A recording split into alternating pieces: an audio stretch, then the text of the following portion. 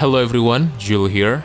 There are so many masterpieces in turn-based JRPGs, some are just pure perfect execution and polish in every aspect, while some of them are actually trying to break a new ground and opening a path for innovation and fresh ideas. With that in mind, I think it will be fun to discuss some turn-based JRPGs of all time that are so ahead of its time, that it opens up a new path for the modern turn-based JRPGs. That being said, of course, there's no way I can showcase all of these games in one video, so this video will act as the part 1 of the series. But before we go into the list, I want to introduce you to the best platform for buying games in this modern era, and it's called Instant Gaming. Instant Gaming is the perfect place for you to shop in games these days. Your transactions are legit, fast, and their supports are ready 24/7, so you don't need to worry about anything. Do you think I was done? Not even close. They have lots of games for your favorite platforms, and they have the best deals as well. Instead of cutting your budget for dinner to buy new games, why not try Instant Gaming and eat healthy as well? All you have to do is just click my link in the description below, start searching for your favorite games, and use the activation code on your chosen platforms. By using my link, you're not only saving tons of money, but also helping me to support this channel. Alright then, let's get back into the list. Few games have ever taken such a daring leap of faith as Breath of Fire Dragon Quarter. Set in a claustrophobic dystopia buried deep beneath the Earth's surface, the game immediately eschews the airy, hopeful tone of earlier entries.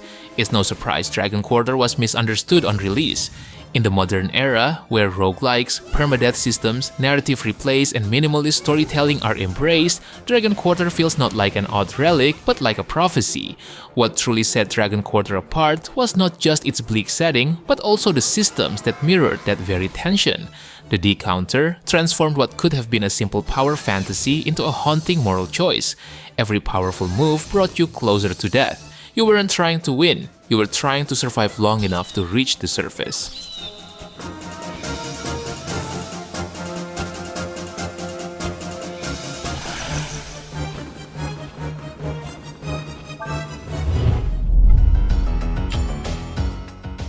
Long before monster catching became a genre juggernaut, Jade Cocoon quietly planted a seed that offered something more intimate, more mystical, and far more emotionally grounded.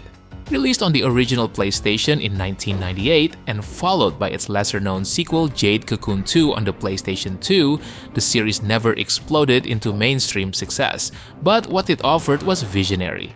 Combat and creature mechanics were where Jade Cocoon broke away from its contemporaries. The game featured a robust system where you could capture minions and then merge them to create new forms, inheriting both traits and appearances. This wasn't just cosmetic, your choices created new hybrid monsters that were visually altered in real time. It was dynamic, genetic, and beautifully unpredictable. I can't be a friend anymore.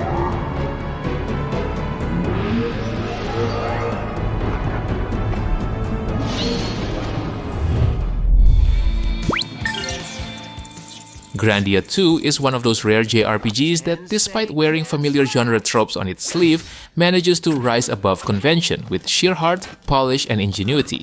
What really sets this game apart is the battle system, arguably one of the best ever crafted in a turn-based RPG. It's not just flashy or fast-paced, it's brilliantly strategic. Every action takes place on a shared initiative bar where timing and interruption are everything. Canceling an enemy's attack by striking at the right moment is more satisfying than landing a critical hit. Spellcasting, movement, and abilities all play into a dynamic rhythm that makes every encounter feel like a tactical dance. It's accessible yet layered, and decades later, few games have managed to replicate the same balance of clarity and depth. How about this?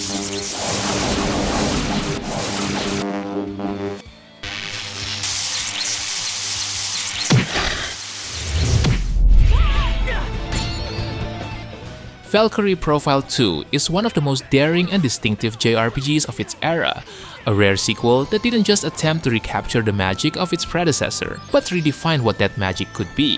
Released on the PlayStation 2 in 2006, it arrived in a crowded landscape filled with genre heavyweights, yet quietly distinguished itself with a mix of mythic storytelling, profound philosophical tension, and one of the most intricate battle systems ever created. Battles play out in semi-real time on a 3D battlefield, where positioning, timing, and resource management blend into a flow that feels almost rhythmic. Each character is mapped to a button, and chaining their attacks into beautiful cinematic combos becomes not just a goal, but a kind of art form. Finishing strike! Viva la Valesti! In a genre often focused on saving kingdoms and slaying gods, Dragon Quest V dares to shift the focus inward. From the very beginning, you're not a legendary hero destined to wield a sacred sword. You're a child walking hand in hand with your father, exploring a world too big to understand. And as you grow, so does the game. Childhood innocence slowly gives way to teenage sorrow, then adulthood burden, then finally the role of a parent yourself. The genius of Dragon Quest V lies in its commitment to making personal growth the true spine of its narrative. You don't just battle monsters, you make choices that don't revolve around good or evil, but love and connection.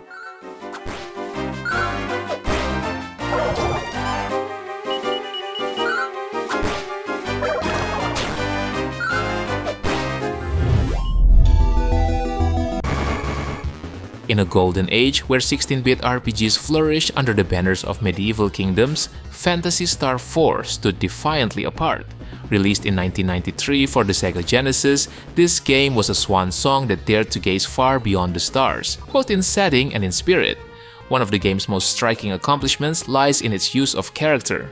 Unlike many RPGs of the time, which often leaned on broad archetypes, Phantasy Star 4 breathed life into its cast through evolving relationships and subtle emotional beats. Every companion you meet has their own motivation, their own sorrow, their own lens through which they view the dying worlds of the Algo system. And rather than confine itself to simple cutscenes, the game employs manga-style story panels and expressive portraits. These interludes aren't just stylish, they deliver emotional nuance and cinematic framing that even later RPGs would struggle to match.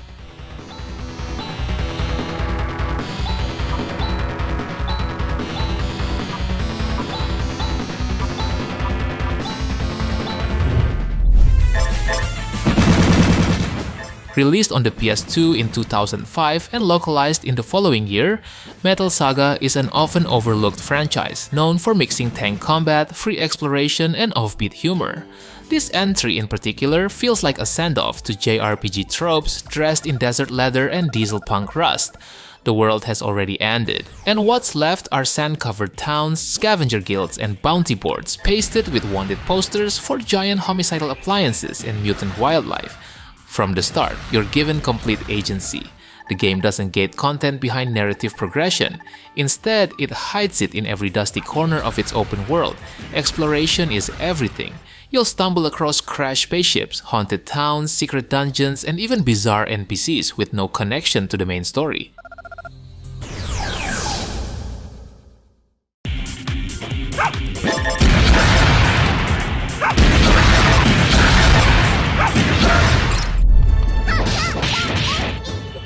Legend of Legaia is a game born of quiet rebellion. Released in 1998 during the PlayStation's golden age of RPGs, it stood in the shadow of genre titans like Final Fantasy VII and Xenogears. And yet, without flashy cinematics or a massive budget, it carved out its own place through tight mechanics, raw emotion, and a combat system that demanded attention. Rather than simply selecting attack or magic, you string together directional inputs to execute martial arts combos. These aren't just gimmicks, they're the core of the experience. Discovering new arts through experimentation feels exhilarating, almost like you're decoding a hidden language in this universe.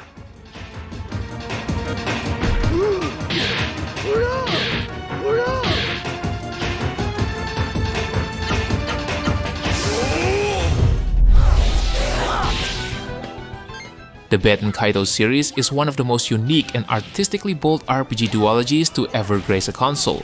Released on the Nintendo Gamecube during a time when JRPGs were beginning to embrace realism and cinematic design, these games turned sharply in the opposite direction.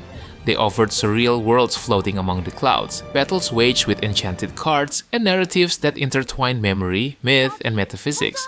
Instead of traditional attacks and spells, both entries use a dynamic Magnus card system, a real-time deck-based battle mechanic where every weapon, spell, item, and even treasure is a card drawn from your hand. You must build decks for each character, manage elements and timing, and adapt to both offense and defense. Pull off the right number and elemental combo in sequence, and you'll trigger devastating chain attacks. But if you miss your window, the consequences can be brutal.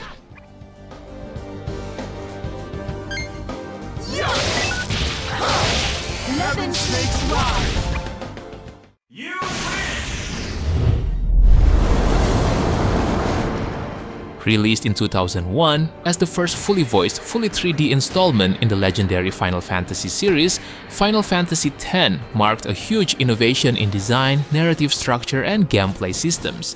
The turn-based combat is elegant and fast, allowing seamless character switching mid-battle to elevate the depth of its strategy elements. The sphere grid system also replaces the traditional level-ups with a visual, customizable web of growth. Visually, Final Fantasy X was a revelation for its time. From the crystalline calm of Lake Macalania to the stark, sacred cliffs of Mount Gagazet, every area is laced with mood. The design draws inspiration from Southeast Asian and Polynesian cultures, giving it a freshness far from typical medieval fantasy.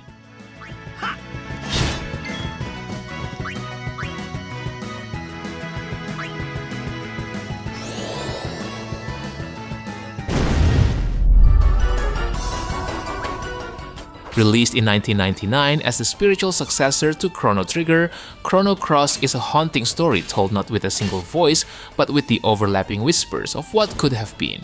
You will play as Serge, a boy living in a sleepy island village under sapphire skies and painted coral reefs, but within hours, you're thrown into a parallel world where you've died, where your absence has shaped the lives of everyone you once knew. This narrative duality is the foundation of Chrono Cross. There are over 40 playable characters that you can meet, each with their own background, dialect, and sometimes fleeting relevance. Mechanically, the game also tried to innovate something new for its time. Combat uses a stamina-based, turn-free system where you balance weak and strong attacks to build up energy and cast elemental magic.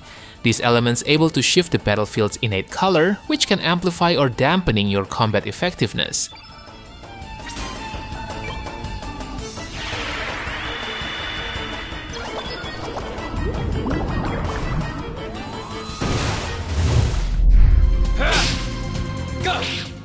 When The Legend of Dragoon released in 1999, many RPG fans assumed it was simply another attempt to ride the coattails of JRPG giants.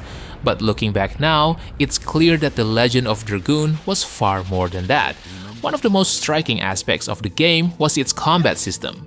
While most RPGs of its era relied on turn-based commands with little input beyond menu selection, Legend of Dragoon introduced an active timing mechanic called additions. Players had to press buttons in rhythm with visual cues to execute combos during standard attacks. This mechanic created a more engaging experience that combined the strategy of turn-based battles with the reflexes and timing of action games. It was a system far ahead of its time, one that foreshadowed how modern RPGs would later evolve to become more interactive.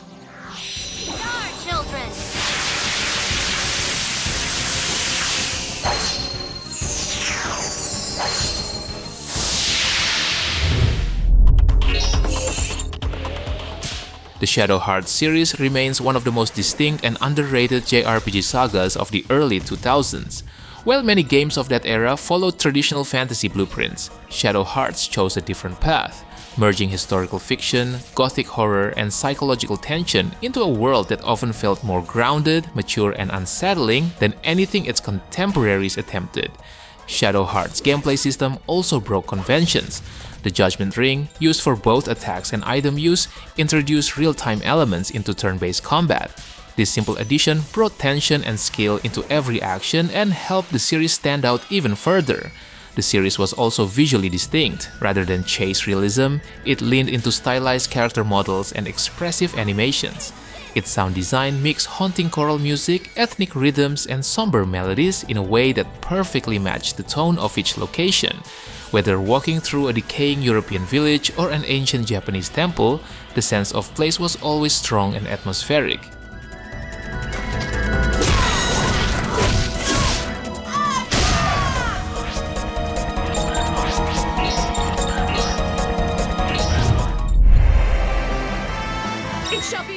Valkyrie Profile came out during a time when most RPGs followed a familiar structure. However, this game took a very different approach. It told a story about death, duty, and about what people leave behind when their time is up. You play as Lenneth, a Valkyrie sent to the human world to gather souls while preparing for the looming apocalypse known as Ragnarok. Rather than letting you explore freely, the game divides time into chapters.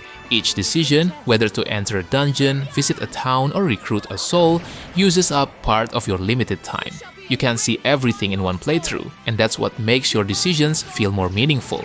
Combat is also another area where the game went its own way. Instead of choosing attacks from a menu, you control each character with a different button. You time your presses to create combos, launch enemies into the air, and build up to powerful finishing moves. The system is simple to learn but hard to master. It's fast, satisfying, and never feels boring, even for multiple playthrough. And that's something rare to experience in its generation. Good. I grow tired of you. Finishing strike. Final blast. The Xenosaga series was never built for quick attention. Across 3 games, it followed a long and detailed story that was more focused on dialogue, world building, and philosophy than on fast action or traditional pacing. For some players, that made it difficult to approach, but for those who stayed with it, Xenosaga offered one of the most ambitious and personal sci-fi stories in any game from its time. Combat changes slightly between each game, but the core is turn-based with strong strategic elements. Battles are often slower than usual, but they reward planning if you want to be more efficient. The mecha combat also makes the game more colorful, and it's very rare for games in its generation that implement mech into its combat. One of the things that also set Xenosaga apart was its willingness to slow down. It didn't feel the need to fill every moment with battles or rewards. It gave time for character development, world explanation, and for players to reflect on what happened so far.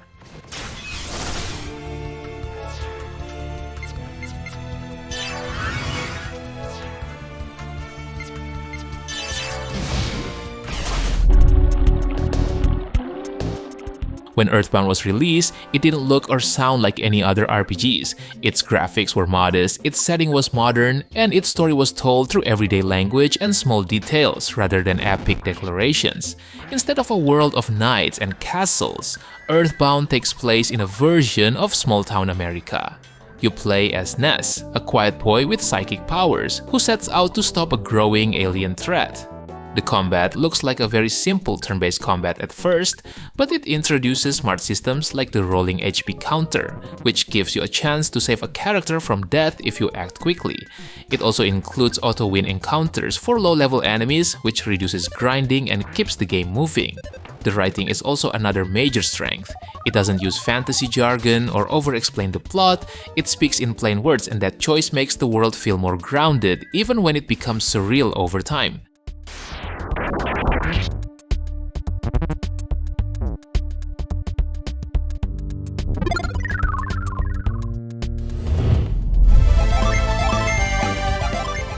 The Golden Sun series arrived at a time when handheld RPGs were often simplified versions of their console counterparts. But Golden Sun didn't follow that pattern. From the moment it launched on the Game Boy Advance, it was clear that this was a full-scale RPG built with care, structure, and ambition. Where the Golden Sun games shine most is in the way they handle exploration and puzzle design. Dungeons aren't just straightforward paths filled with enemies. They're built around environmental puzzles that use your character's synergy abilities. You might freeze water to create platforms, move pillars to access new areas, or light torches to open doors. The combat itself sticks to the traditional turn-based mechanics but adds variety through the Jin system. The way you set up your Jin affects everything, your classes, your tactics, and even your power. This system gives flexibility without becoming too complex, and it encourages experimentation as you collect more Jin throughout the game.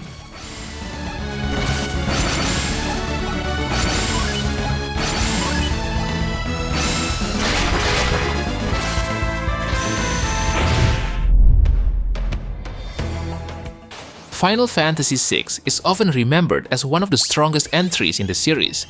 Released in 1994, it marked a turning point not just for Final Fantasy, but for how RPGs told their stories and built their worlds.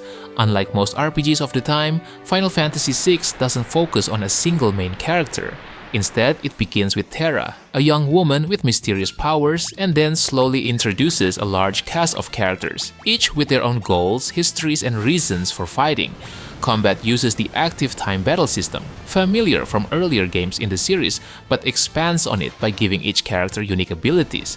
These abilities reflect their role in the world and in the story: Sabin's martial arts, Ken's sword techniques, Gao's wild rages, and Edgar's tools.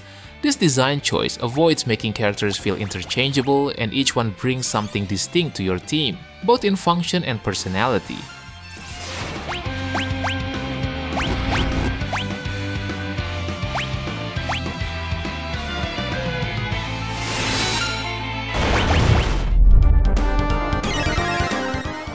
Chrono Trigger is often described as one of the best RPGs ever made, not because it's the biggest, the longest, or the most complex, but because of how successful it implemented the time travel concept.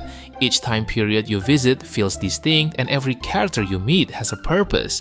What makes the time travel mechanic work isn't just the visual shift between eras, but also how actions in one period affect others.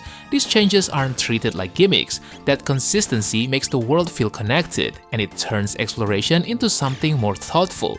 Combat is also fast and clear. It uses a variation of the active time battle system, but with a focus on positioning and combos.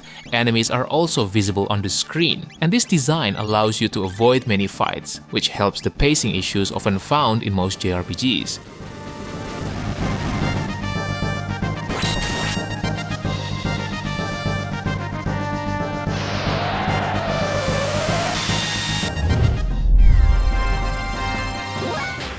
Xenogears is one of the most ambitious RPGs ever released on a console, and also one of the most uneven.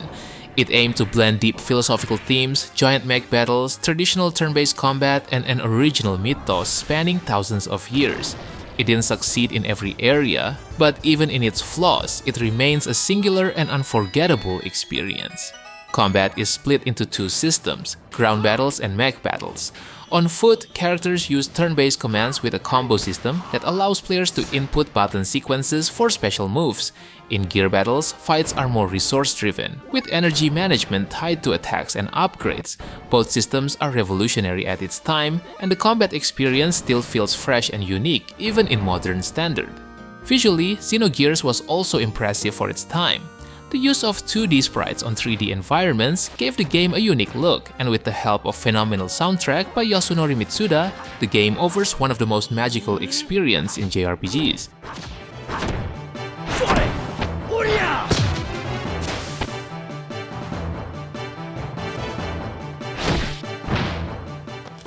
Alright boys, I think that's it for today. I know that there are other visionary turn-based JRPGs that I haven't mentioned yet, so how about sharing your best visionary turn-based JRPGs that probably deserve the spot in the comment section below. Don't forget to like the video and make sure to subscribe to the channel if you don't want to miss another great list. Thank you for watching and have a good day. Peace!